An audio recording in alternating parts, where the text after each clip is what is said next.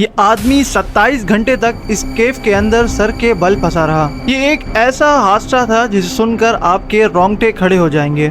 मेरी आपसे गुजारिश है कि अगर आपका दिल कमज़ोर है इस वीडियो को ना देखें। इस हादसे की कहानी नट्टी पट्टी केव से शुरू होती है। 24 नवंबर की रात जॉन अपनी फैमिली मेंबर के साथ रात 8 बजे नट्टी पट्टी केव की तरफ रवाना होता है।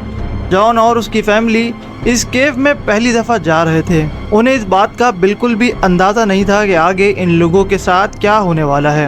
इन लोगों का प्लान था ये लोग 2-3 घंटे में इस केव को एक्सप्लोर कर वापस घर आ जाएंगे। वो रात जॉन और उसकी फैमिली की सबसे भयानक रात होने वाली थी। जॉन और उसके छोटे भाई को केविंग का एक्सपीरियंस भी था क्योंकि ये दोनों बचपन में साथ केविंग किया करते थे। नट्टी पट्टी केव में एक ऐसा चैलेंजिंग रास्ता था जिसे द बर्थ कैनल के नाम से जाना जाता है। ये रास्ता बहुत ही नैरो और एयर टाइट था। इस रास्ते पर बहुत से अच्छे केवर भी पैनिक हो जाया करते थे।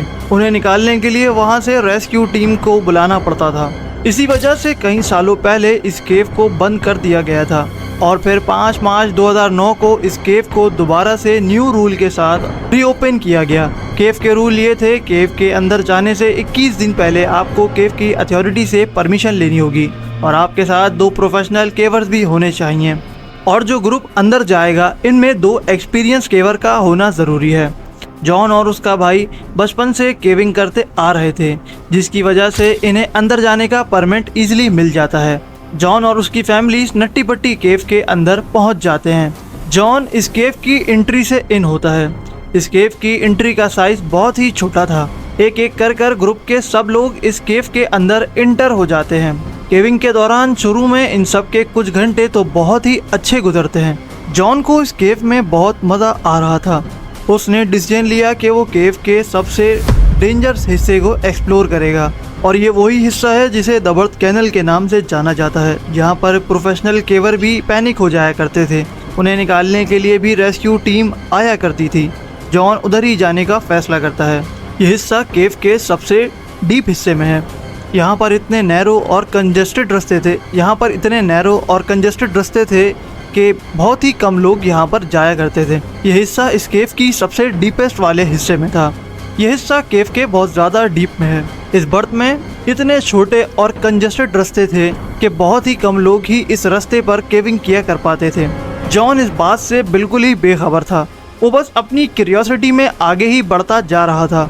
जॉन और उसका भाई जैसे ही बर्थ कैनल की तरफ पहुंचे तो उन्हें रियलाइज़ हुआ कि वो गलत साइड आ गए हैं। इस रास्ते के बारे में जॉन को कुछ भी नहीं पता था। जॉन अपने भाई को वहीं पर रुकने का कहता है और खुद वापसी का रास्ता ढूंढने लगता है। तभी जॉन अपनी ज़िंदगी का सबसे भयानक डिसीजन लेता है। वो एक ऐसे रास्ते में उतर जाता है जिसे बाहर आने का कोई चांस ही नहीं था।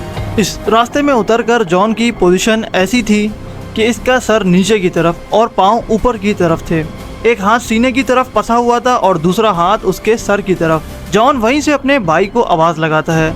जॉन का भाई अपनी पोजीशन बदलकर अपने भाई की मदद के लिए फ़ौरन आ जाता है ताकि वो अपने भाई को निकाल सके। वो अपने भाई को निकालने की नाकाम कोशिशें करता रहता है। जॉन का भाई 4 घंटे लगातार अपने भाई को केव से निकालने की कोशिश करता रहता है।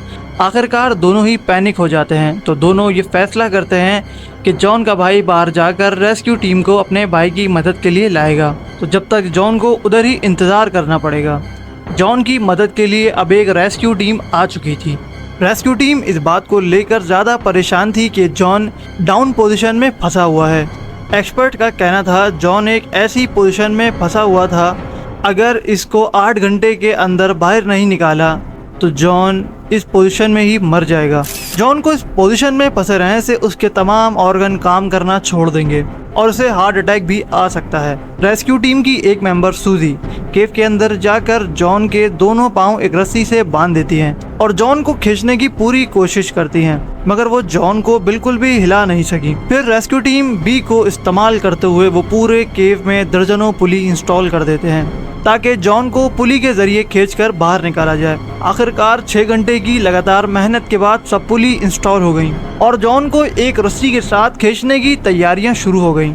इस बार एक रेयान नाम का रेस्क्यू टीम मेंबर जॉन की तरफ भेजा जाता है। रेयान जॉन के दोनों पैरों को रस्सी से बांध देता है और बाहर खड़े हुए लोग उस रस्सी को खींचने लगते हैं। जिससे जॉन और रेयान को लगता है कि उनका ये वाला प्लान काम कर गया।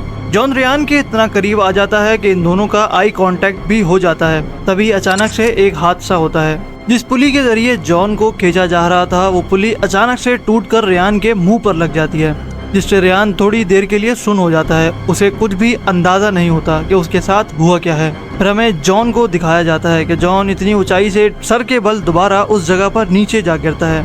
रेयान जॉन को आवाज़ें देता है मगर जॉन उसे किसी भी बात का कोई भी रिस्पॉन्स नहीं देता। जॉन 27 घंटे तक इस पोजीशन में पड़ा रहा था और उसके बाद जॉन का कोई रिस्पॉन्स नहीं आता। इस हादसे की वजह से जॉन की मौत हो जाती है। जॉन 27 घंटे तक इसी पोजीशन में उस केव के अंदर पड़ा रहा और फिर आखिरकार वो रेस्क्यू टीम फैसला करती है कि इस केव को बाहर से ही बंद कर दिया जाए। उस दिन के बाद से इस नट्टी बट्टी केव को हमेशा के लिए बंद कर दिया गया। अगर आपको हमारी वीडियो अच्छी लगी तो हमारे चैनल को लाइक और सब्सक्राइब कर दें ताकि हमारी आने वाली सारी वीडियो बआसानी आप तक पहुंच सके।